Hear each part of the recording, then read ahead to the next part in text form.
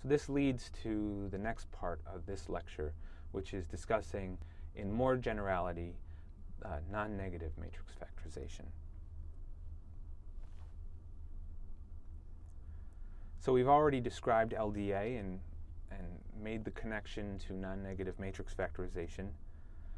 In the remainder of this lecture, I'm going to also discuss two other methods for doing non-negative matrix factorization. And we'll discuss the actual algorithms as well for learning the parameters given some data. So both of these methods are also have the name non-negative matrix factorization. So it's a bit confusing because non-negative matrix factorization is a technique, a general technique, and it's also the name of a set of two different algorithms, which are called, for short, NMF. So when we say non-negative matrix factorization, in general, we're going to mean taking a non-negative matrix and factorizing it into a product of two non-negative matrices. So the general problem of doing that matrix factorization. When we say NMF, which is short for non-negative matrix factorization, we're going to be thinking in general about the two specific algorithms that we're going to discuss in the rest of this class. The intuitions for NMF is similar to the probabilistic matrix factorization problem, PMF, that we discussed in the last lecture. So we can represent them in the same way. In this case, we have an N1 by N2 matrix. Call that X. So this is our matrix of data, where the ijth entry, call that Xij, is a non-negative number.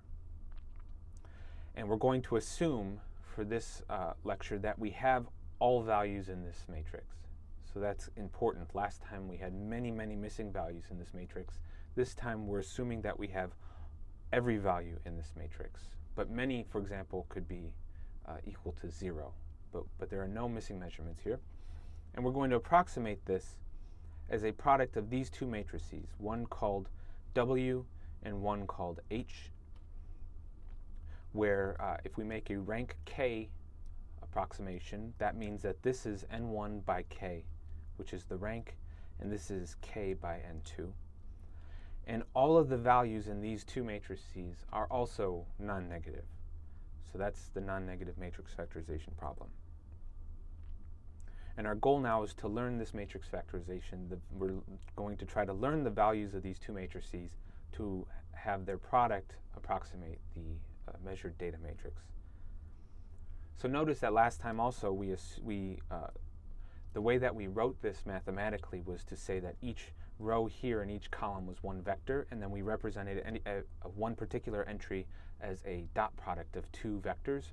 In this case, we're not going to write that, so it's purely a notational thing. We're going to say that Xij is equal to a sum over k of Wik times Hkj. So we take Wik for each value of k. We dot multiply it with Hkj, which is each value of this column vector. And then we sum it up. And that represents what our approximation of this element is in the data matrix. There are a few different problems that we could consider using non-negative matrix factorization for. We've already discussed topic modeling. In this case, we have text data where the data matrix contains word term frequencies. What that means is the value Xij, so we have the data matrix X, the value of the ith row and the jth column is a count of the number of times that the ith word I, appears in document J. So in this case, we take this data matrix and we view every column as a different document and every row as a different vocabulary word in our vocabulary. And then the element Xij says how many times did word I appear in document J. So that's the term frequency matrix. And then we factorize that. Another instance of a data modeling problem that uses non-negative matrix factorization is image factorization. In this case, what we do is we take an n by m image, so all the images have to be exactly the same size. We vectorize it by taking the two-dimensional values and putting them all, using the same exact method for each image. We put them all into one long vector of size n times m. And then we put each image along one column of the data matrix X. So for example, if we wanted to factorize images of faces, we would take each face, we would take the two-dimensional image matrix of a face, put it into one vector, and put that along a column of the data matrix, and then factorize that matrix. Other discrete group data work just as well.